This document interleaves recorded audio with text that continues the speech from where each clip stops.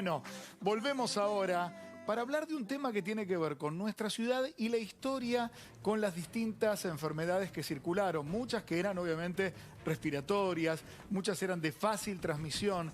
Y Buenos Aires no siempre estuvo como ciudad tan bien equipada como para poder enfrentar estas pestes. Diego Sigioto, muy buenas tardes, ¿cómo va? ¿Qué tal, Luis? Acá andamos, muy Hola, bien. Tati.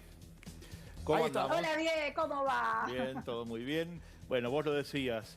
¿Qué pasó? ¿Cómo era la medicina en Buenos Aires hace 200 años? Vamos Sí. a ubicar a principios del siglo XIX. ¿Cuántos hospitales había en Buenos Aires? ¿Cuántos? 2. Uno de hombres y uno de mujeres. Pero obviamente no te imagines con grandes salas. Eran lugares bastante pequeños. Es cierto ¿Qué que población tenía la ciudad? más o menos en 1810 había 15.000 habitantes. Bien, con dos hospitales, Con uno dos. para varones, otro para mujeres. Exactamente. Es cierto que durante las invasiones inglesas hubo lo que se llamó hospital de sangre, ¿Qué es eso? que eran para atender justamente a los heridos. Ah. No se hacían transfusiones en esa época, faltaba todavía un siglo para eso se pudiera hacer, Claro. pero había estado eso temporalmente.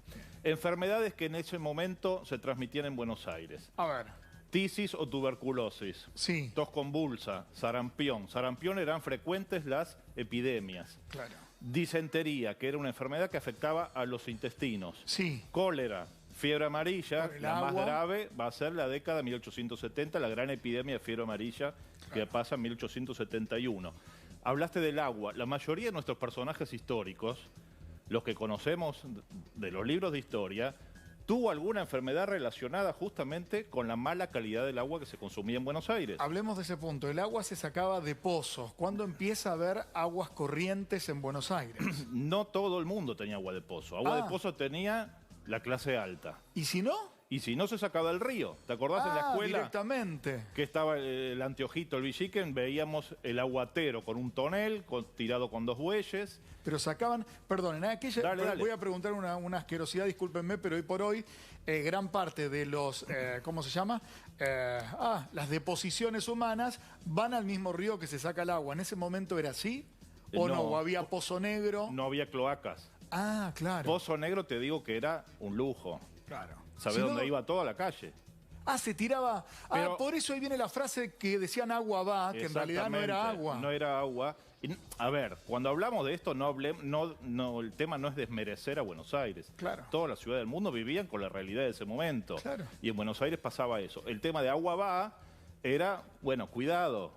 Bueno, me contaron, corregime, que me vas a corregir y seguramente A ver. estoy equivocado. Que la costumbre de que las damas vayan del lado de los edificios y no del lado del cordón de la vereda es por si alguien decía agua va, que no las mojara. Exactamente. Eso, Ok. eso viene de aquellos años también.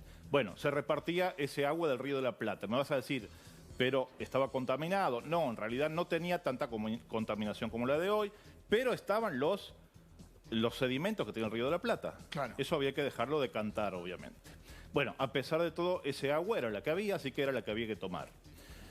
Bueno, había una gran enfermedad que era la más contagiosa de aquellos años, que hubo epidemias en muchos años, en los primeros años del siglo XIX, que era la viruela. La viruela se contagiaba mucho, se contagiaba principalmente entre los niños.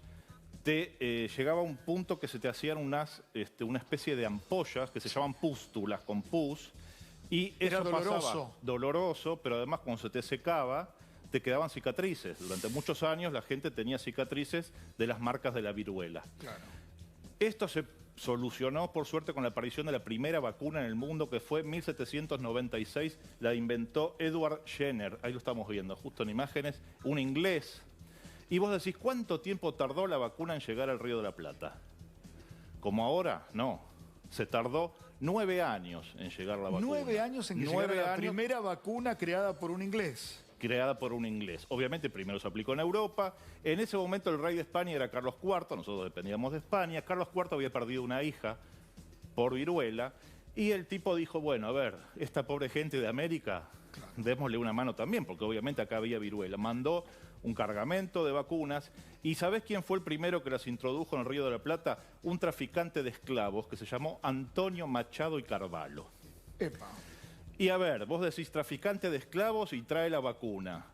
Algunos dicen, era un filántropo este hombre, y otros dicen, en realidad, a ver, lo que él No quería quería... que se le muera la mercancía.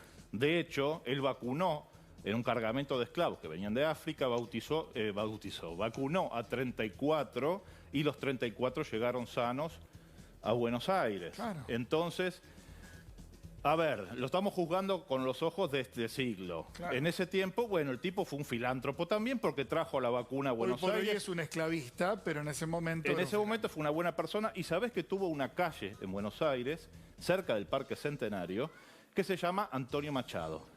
Yo pensé que tenía que ver con el poeta español. Ahora sí. Ah. Pero hace 12 años, mirá, con la corrección política de esta época, los legisladores de la ciudad dijeron, no, ¿cómo va a haber un empresario negrero, esclavista? Entonces le cambiaron el nombre. En realidad se llama Antonio Machado igual, pero ahora es por el poeta, el de se hace camino al andar, caminante no hay camino, lo que cantaba Serrat, bueno, pero era por otro Antonio Machado. 9 años la viruela, después Sí. viene alguna otra enfermedad muy fuerte. Sí, pero ¿quién empezó a aplicarla en Buenos Aires? Otra calle de Buenos Aires que es Saturnino Segurola, era un sacerdote. Segurola lo hizo gratis, mirá, ahí vemos la imagen de él. Sí. Durante 16 años este hombre prestó servicios vacunando. ¿Dónde lo hacía? En su casa particular, en una quinta que estaba en el partido de San José de Flores. Hoy es el barrio de Parque Chacabuco. Ahí vemos un árbol que se lo llama el Pacará de Segurola, en la calle Puan y Gregorio de la Ferrere. Sí. Todavía está en pie.